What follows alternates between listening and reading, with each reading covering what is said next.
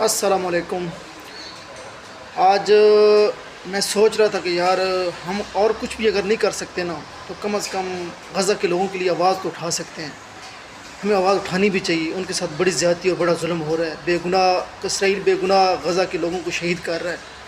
اور یقین جانے جب غزہ کی حالت دیکھتے ہیں نا تو دل خون کے آنسو ہوتا ہے۔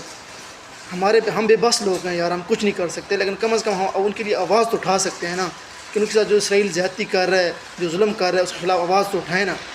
اور میں بات کروں گا جو سمود فلوٹیلا جو ان کے لیے نا غزہ لے کے جا رہا ہے، غزہ کے لوگوں کے لیے، تو ان کو کافی سننے میں آ رہا ہے کہ کافی تھریٹ ہیں اور کافی مشکلات ہیں، تو ان کے لیے بھی دعا کریں کہ اللہ پاک ان کو خیر و عافیت کے ساتھ اپنے منزل مقصود پر تک پہنچائے، اور تاکہ یہ جو غذا وہ لے کے جا رہے ہیں، جو سامان وہ لے کے جا رہے ہیں، وہ خیر و عافیت کے ساتھ اس غزہ کے لوگوں تک پہنچے۔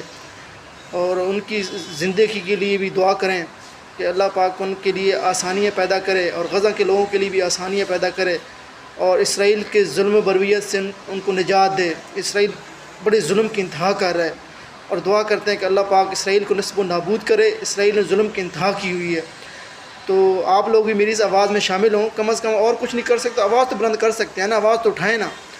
تو یہ جو میں ویڈیو اپلوڈ کر رہا ہوں اب میں کروں گا، اس کو زیادہ سے زیادہ شیئر کیجیے گا، کمنٹ کیجیے گا، تاکہ یہ ویڈیو آگے تک پہنچے، اور اس میں میری اس آواز کے ساتھ ہم آواز ہوں، اور یہ آپ بھی اس کے ساتھ آواز ملائیں، اور یہ تاکہ یہ آگے تک جائے۔ اور یہ تو ہم کر سکتے ہیں نا، یہ تو ہمارے بس میں ہے نا۔